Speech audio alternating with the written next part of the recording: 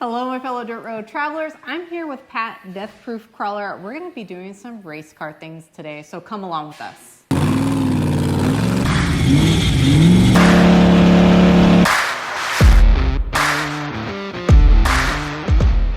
All right, guys, we're doing some race car things today. Pat, do you want to tell them where we're at?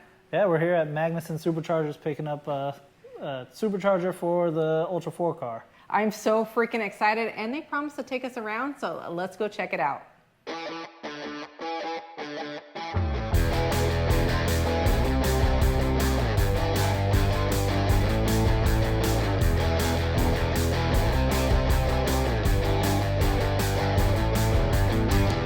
Don't mind the Subaru over there, that's Dan's. But we got our Jeep 392 right here, Rubicon. It's on a 3.5 rock crawler kit, king suspension all the way around. We got full steering, bead locks, ARP bolts for the bead locks, 37s, all-wheel drive, makes over 500 horsepower to the wheels with our Magnuson 2650 on it. So this thing's a riot, absolutely anywhere you go. Like whether you're rock crawling, whether you're in the sand.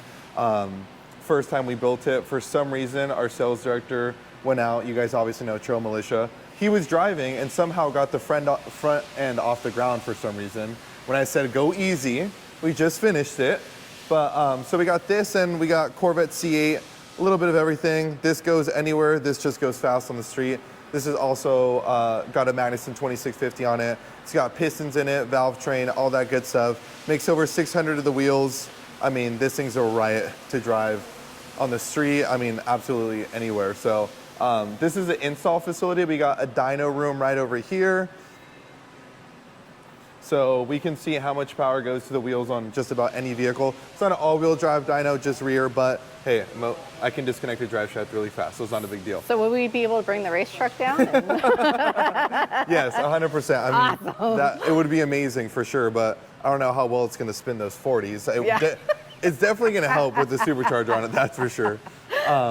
But yeah, so we have the dyno room here, and then this is the chassis dyno. We have an engine dyno in there as well, and then we just do all installs. We have a little secret project going on, so that's why you don't see too many cars in here. Can't talk about that part, but this is the fun side. We build everything right over there on that side. It comes right off the assembly line, comes over here, and it gets put onto a vehicle. So it's a lot of fun. That's freaking awesome. Yeah.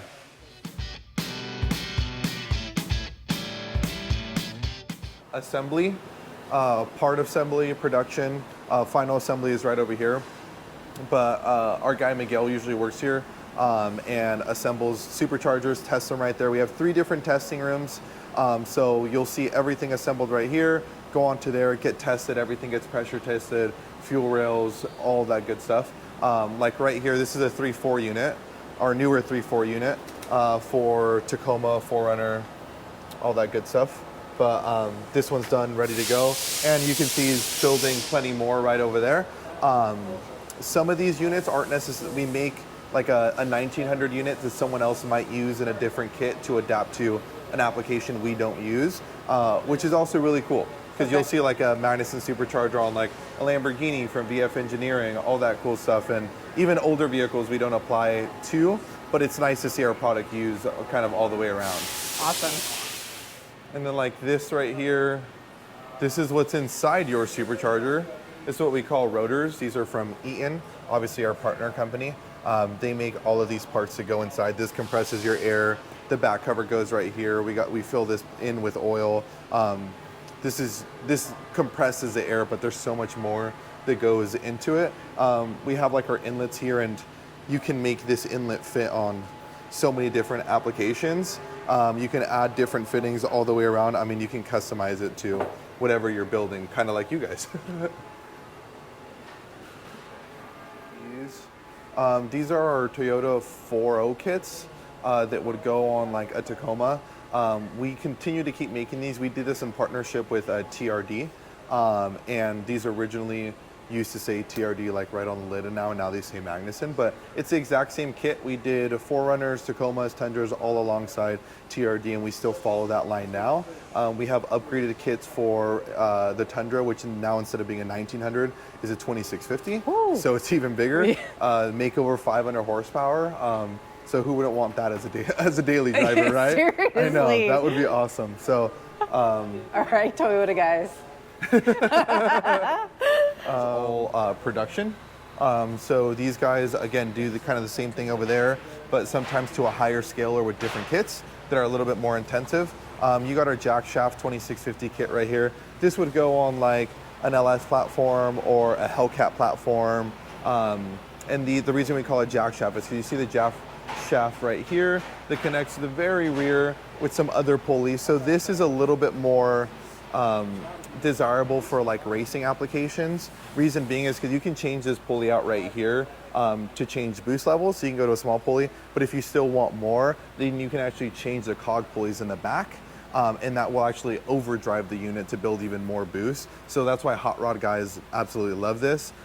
Plus it looks like an old school blower as well. And we offer dual throttle bodies for it now. So you can have two throttle bodies sticking out right here, which is really, really cool. Yeah, speaking to my heart right now. I know, I wish that fit on everything. Like if I could put that on like a Tacoma, I'd be like, I'm set. I'm like, this is perfect. You're like, I'm done. Yeah, because it just wouldn't make any sense. But the nice thing about that kit is with the cog pulleys, it makes so much noise at idle.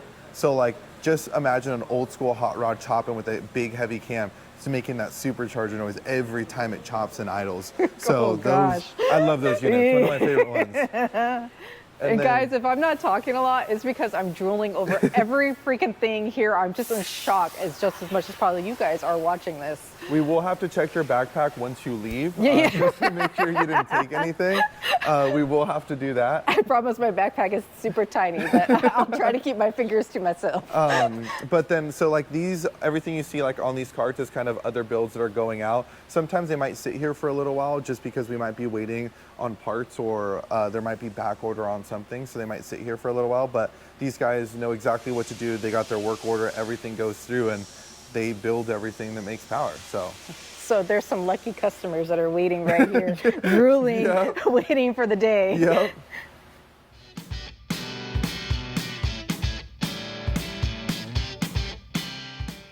And then back here is what I like to call like my parts room or hardware store, because since we get to do installs here, I get to kind of tailor them to my own way. Obviously we have our instructions and you can do it that way, which works and is perfect in my eyes, but I think as every builder builds something progressively and continues to do it more, you find different ways and different things to make it your own. So having all of this at my disposal is really nice because I get to make it my own. And I'm very picky when it comes to certain things, so it helps. But like this whole wall right here is all of our heat exchangers for our kits. So you'll see our Tundra heat exchanger right there. You'll see our Silverado, our C8, all that stuff kind of along this wall. Basically all cooling is right over here. So you guys are covering almost everybody out there. You'll see like our housings over here. But I really like this wall. You can see how far down that goes. Holy moly. But this wall has like, you guys have to go to the hardware store and find that little bolt or find that little clamp or that fitting you need. I just get to go right back here and grab it off the shelf and use it. So you'll see just about like everything you can think of throughout here. Fuel fittings, I mean 90-degree elbows, anything you can think of to adapt just about everything to build a car. So when we're building cars, this is my best place to go. This is my Ace Hardware, my Lowe's, my Home Depot, whatever. I have it all, and everything, if you look at the numbers, everything is labeled and it all flows all the way down. So once you kind of get the grasp of everything, where everything is, you know everything is organized all the way down. So I never have to second guess or like scavenge through anything or do any of that stuff. I literally just come right over here. I know where it is. I grab it. Boom, I'm done. That is so freaking awesome. Poor Nate had to work today. That's why he's not here. But he would be drooling over all of this setup. I mean, how freaking lucky is this? Yeah, you can't beat it. I'm sure Nate gets pissed just like we all do sometimes when we can't find that one nut or that one bolt or that one specialty bolt that you can't find.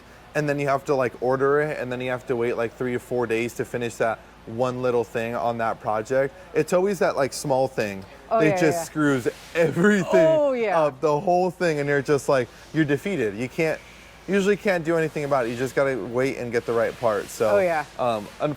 The fortunate thing for me is I don't have to wait. I'm spoiled. Yes, So- very. I love it. I freaking love it.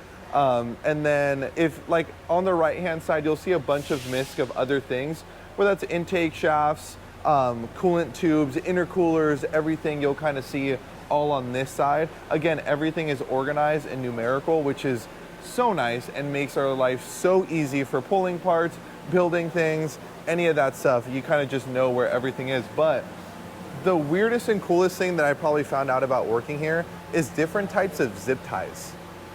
Zip ties are Zip- freaking important in the off-road Yes, community. zip ties are like #1 thing. But when I started working here, I started seeing the weirdest zip ties in my life that I have never used before. Maybe that's just inexperience or whatever. I use the old school ones that you just put it in and tie it up, all that good stuff. There's some weird zip ties here that we use on different things. They're down here. So, like you have your normal long zip tie. These are my favorite because then you're never struggling to make sure it's the right length. But then you got like weird things. Like this one right here. This is meant for like coolant hoses, right? So it keeps them completely separated and never touching. Oh, wow. Yeah, I would use my normal zip tie and just put them together. Who cares, right? Yeah. This one right here goes over a nice stud. So it just stays over a stud, separates it. This one gives you like a weird, like tall 1 inch, and then it keeps it off of something else, like a harness or something, right? Well, dude, I use old school zip ties. I'm good with those. I'm not complaining, but this is like, even these, like these will keep something secure on like a pinch weld or anything metal that's sheet metal right on the side. You'll put it there, zip tie it, it'll never touch anything. That is so Like, freaking cool. Don't get me All wrong. right, You'll they never. probably do have to check my backpack. Yeah, I was about to say, I'm like, none of that stuff, like, sometimes you don't think about that stuff, right? But No. like, the nice thing about all these kits and our engineers and everything is like, they bring all this together to make like a really cool kit that you can build at home, use at home, and like, they think of like all the little things that like you and me were like, dude, a normal zip tie can do that. But then you got to think about heat. You got to think about off-roading, articulation, and the motor moving, and the coolant hose rubbing up against that pinch weld right there. Then it might start leaking. Yeah, right? So exactly. it's like they think about all of that for us. So like props to them. Sometimes they make my life hard, but most of the time they make it easier. So can we buy these zip ties? I got 4 eyes. They're all looking the opposite way. So Okay. do whatever you want. I mean, my backpack's like a whole like 10 pounds heavier. That's why.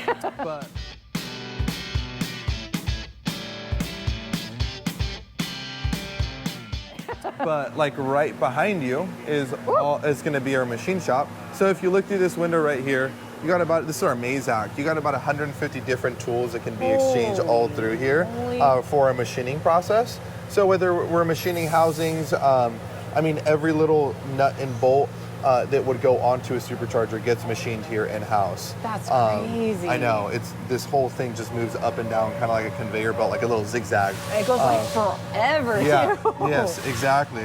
So this one's really cool. We got another one right behind you there that does some of our other housing. It's got kind of the same setup on the other side. I'm pretty sure it holds more tools, but like this one comes out and basically once it's done machining, it'll set it right here to the operator. They'll clean it off. It'll automatically go and grab onto another one and load itself. And then just start machining again. So it's like little robots kind of doing everything and programmed to do it. And our machine shop manager, Jesus, does an amazing job programming, taking care of these guys. They all do their own part. And some people don't realize like how much work actually goes into these parts. And the fact that everything's in like one facility right here where we can do it all. This is amazing. Like freaking amazing, guys. So like this right here is what a lid looks like when on that 392, right? Yeah. So this is what it looks like, kind of like bare. It's all powder coated, all that stuff. Well, we still need to go through the machining process. They already did some things right here for the bolt holes and all that good stuff. We'll have to machine down here. We'll have to put in some threads here for our badges that go right here as well. And then we'll need a machine underneath as well. So this is like, it just starts blank like this. It's just one blank piece of aluminum or metal that's kind of there. And these guys take care of it. They make it work. So cool. And then you'll see like your guys' pulleys. You guys want to make boost? It all starts right here. It all starts kind of like this. It's just one big piece of aluminum, right? It all just starts like this, bare. It gets pulled off of here, it gets cut, and then it goes into our lathe. And that's where you get all those beautiful pulleys, hubs, everything else we use. But this is how it starts. That is cool. Look how big that is. Crazy. There's that one. This one's even bigger. Oh my god. And then you can see Joey right here running our Mazak, doing our tubs right now and machining them. He lays them all up on there. Once everything's ready to go, then it goes in there and it starts the whole process, which is really cool. And yeah, this is our tubs for certain kits. You'll see different tubs for different applications, obviously, but this is how they all start. So you can see everything for your runners on your intake and your heads and stuff. This is how it all starts. This is all just bland. You can see there's no threads, there's no threaded holes, none of that stuff. It's all blocked off and everything. And he loads it up on here and is able to make the finished product, which is right to your right. And that's where your O-rings go, everything. They mount to your head, all that good stuff.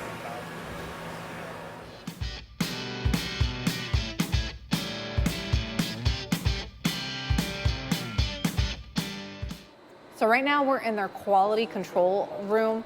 It's pretty awesome. Let's check it out. So like here, Mike is right back there measuring some fuel rails and some different tolerances within them after they've been machined.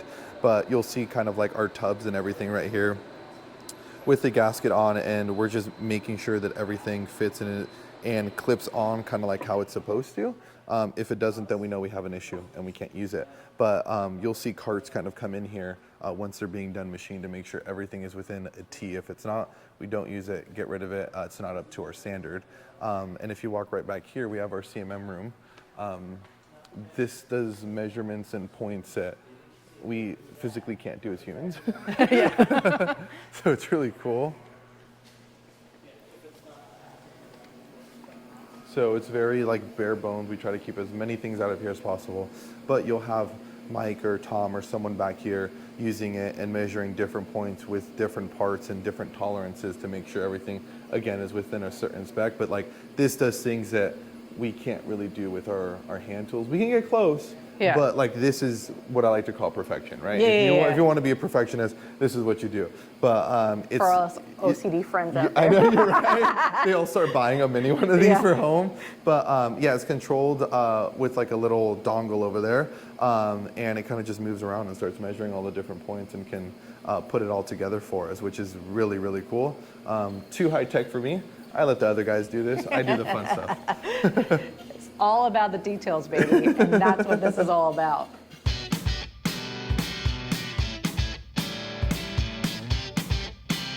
I think I can see it. I don't know if you can spot it.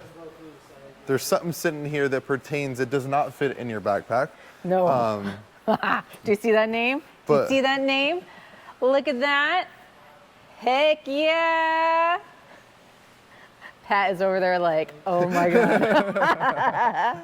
Yeah, so it's all packed up, ready to go with the universal cooling kit that you guys wanted to make it fit for your application, which is really nice. Gives you the heat exchanger, which you guys opted for, I think, the large heat exchanger, and then the pump hoses, everything else in there. And then you got your Magnuson Radix 2300 hot rod kit. So, holy man, this is so freaking exciting. I cannot tell you how freaking excited I am about this. Nate is like drooling at home right now because he can't be here, but I get to tease him about being here and picking it up. Yeah, this will make all the noises, make all the power for you guys. So I hope you guys enjoy it, and I can't wait to see some videos with you guys out there on the trails with this thing screaming. Yes. I can't wait for the next King of the Hammers, baby. It's gonna be freaking awesome.